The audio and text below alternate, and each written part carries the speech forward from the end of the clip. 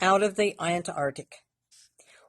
What with the excitement of having the great Admiral Drake speak to him over the radio, his curiosity about the Admiral's message to him, Mr. Popper did not sleep very well that night. He did not see how he could possibly wait to find out what the Admiral meant. When morning came, he was almost sorry that he had nowhere to go, no houses to paint, no rooms to paper. It would have helped to pass the time. Would you like the living room papered over? He asked Mrs. Popper. I have quite a lot of paper number 88 left over from the mayor's house. I would not, said Mrs. Popper firmly. The paper on now is plenty good enough. I am going to go to the first meeting of the Ladies' Aid and Missionary Society today, and I don't want any mess around to clean up when I get home. Very well, my love, said Mr. Popper meekly, and he settled down with his pipe, his globe, and his book of Antarctic adventures. But somehow as he read today, he could not keep his mind on the printed words. His thoughts kept straying away to Admiral Drake. What could he have meant by a surprise for Mr. Popper? Fortunately for his peace of mind, he did not have to wait so very long.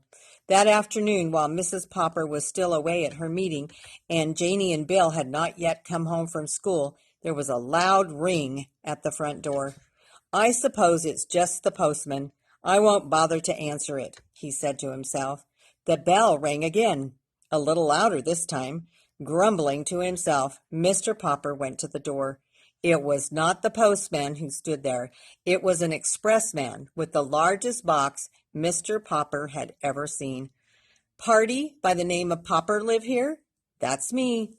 Well, here's a package that's come air express, all the way from Antarctica. Some journey, I'll say. Mr. Popper signed the receipt and examined the box. It was covered all over with markings. Unpack at once, said one. Keep cool, said another. He noticed that the box was punched here and there with air holes.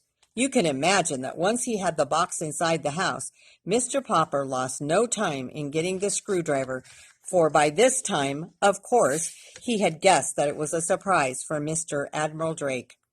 He had succeeded in removing the outer boards and part of the packing, which was a layer of dry ice, when from the depths of the packing case he suddenly heard a faint "or." His heart stood still. Surely he had heard that sound before at the Drake Expedition movies. His hands were trembling so that he could scarcely lift off the last of the wrappings. There was not the slightest doubt about it. It was a penguin. Mr. Popper was speechless with delight, but the penguin was not speechless. Oh, it said again, and this time it held out its flippers and jumped out of the packing debris. It was a stout little fellow, about 2.5 feet high.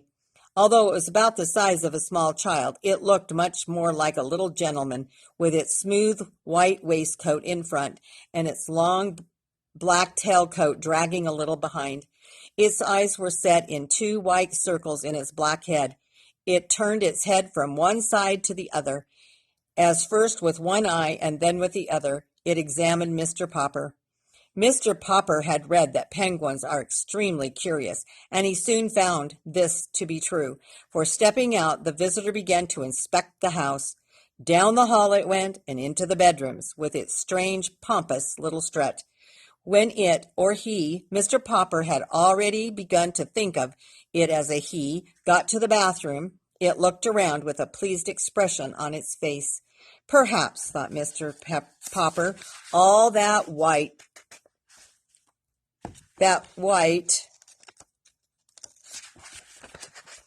reminds me of ice and snow at the South Pole. Poor thing, maybe it's thirsty. Carefully, Mr. Popper began to fill the bathtub with cold water. This will be a little difficult because the inquisitive bird kept reaching over and trying to bite the faucets with its sharp red beak. Finally, however, he succeeded in getting the tub all filled. Since the penguin kept looking over, Mr. Popper picked it up and dropped it in. The penguin seemed not to mind. Anyway, you're not shy, said Mr. Popper. I guess you got sort of used to playing around with those explorers at the pole. When he thought that the penguin had had enough of a bath, he drew out the stopper. He was just wondering what to do next when Jamie and Bill burst in from school. "Papa!" they shouted together at the bathroom door. "What is it?" "It's a South Pole penguin sent to me by Admiral Drake. Look," said Bill. "It's marching!" The delighted penguin was indeed marching. With little pleased nods of his handsome black head, he was parading up and down inside the bathtub. Sometimes he seemed to be counting the steps it took. 6 steps for the length, 2 steps for the width, 6 steps for the length again, and 2 more steps for the width. "For such a big bird, he takes awfully small steps," said Bill. "And look how his little black coat drags behind. It almost looks as if he were too big. It was too big for him," said Janie. But the penguin was tired of marching. This time, when it got to the end of the tub, it decided to jump up the slippery curve. Then it turned and, with outstretched flippers, tobogganed down on its white stomach. They could see that those flippers, which were black on the outside like the sleeves of a tailcoat, were white underneath. "Ook, ook," said the penguin, trying its new game again and again. "What's its name, Papa?" asked Janie. "Ook, ook," said the penguin, sliding down once more on the glossy white stomach. "It sounds something like Cook," said Mr. Popper. "Why, that's it, of course. We'll call him Cook. Captain Cook."